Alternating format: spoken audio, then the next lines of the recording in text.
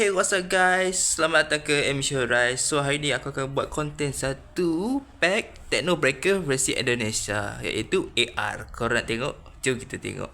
Tapi sebelum tu, jangan lupa like, subscribe dan share dekat kawan-kawan korang. Okay? Jom kita mulakan video ni. Let's go! Jadi ceritanya begini, aku sebenarnya dapat free parcel daripada Shopee seller daripada Indonesia. Jadi aku ada bukan beli lah, tapi memang dapat free lah. So tinggal buka je. Okay, ini dia. Alright, ini pack Techno Breaker AR versi Indonesia, gang. So korang boleh tengok pack dia memang cantik. Okay, aku ingat sangka ni fake tau, tapi betul-betul real. Yang memang original punya official daripada Monster lah. So ada apa-apa lagi ke dia bagi? Mana tahu dia dapat free gift ke? Jom kita check dulu, kita keluarkan dulu. Ya, susah betul lah. Mana tahu ada free gift, kita check dulu bagi. Okey, aku nak tengok dulu. Mana tahu dia dapat benda yang dia bagi free ke kat aku sebelum kita buang kotak ni.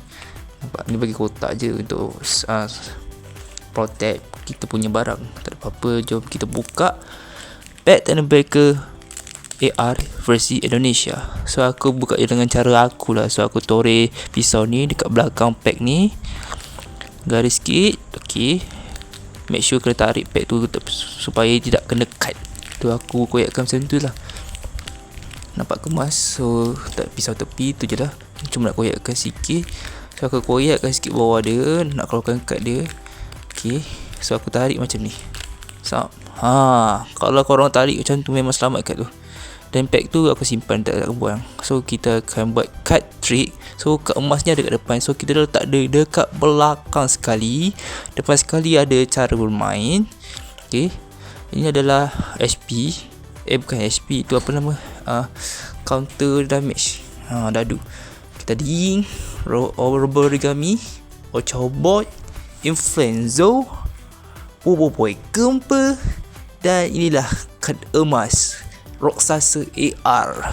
Wah, ni tak ada texture, tapi cuma ada, orang kata apa, foil. Ini belakang dia, nampak kad dia tak ada damage. Bukan itu saja video kita pada hari ini, kita akan buka lagi parcel, iaitu kad Polestar Galaxy Card Boboiboy, gang. So aku ni dah lama dah collect, cuma aku terlambat sikit lah. Aku nak collect ni lah, adalah. Cuba korang tengok dulu sampai habis, aku buka dulu. Okay, dia letak dalam bekas, cuma ada sekeping kad je dalam tu. Cuma dia tak bekas tu, memang protect betul-betul lah seller dia. Memang padu. Aku suka cara dia sebab kad tu memang sekeping, tapi memang letak dalam bekas supaya kad tak rosak, tak penyek. Macam tu lah ceritanya, tak terlipat ke kad tu.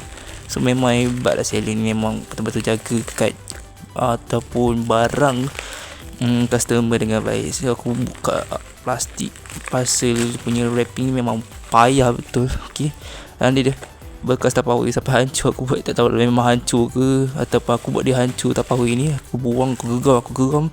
So tak tepi, inilah dia. Satu kad je. So aku nak lengkapkan koleksi aku dalam album aku. Cuma banyak lagi kad Boboiboy coki-coki ni belum lengkap lagi, tapi memang terlambat lah aku. Benda pun dah habis, so aku beli dekat seller.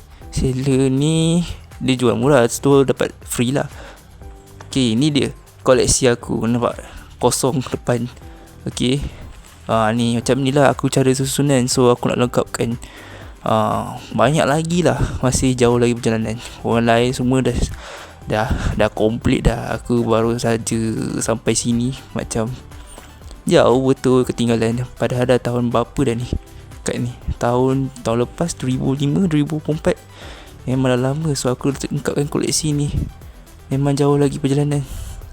Okay, ini dia. Ada banyak lagi. Nampak satu dekat belakang lagi. Kad holo lagi.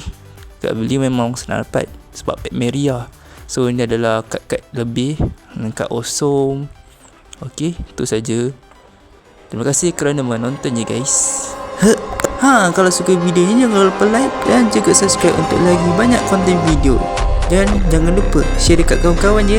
Terima kasih kerana menonton.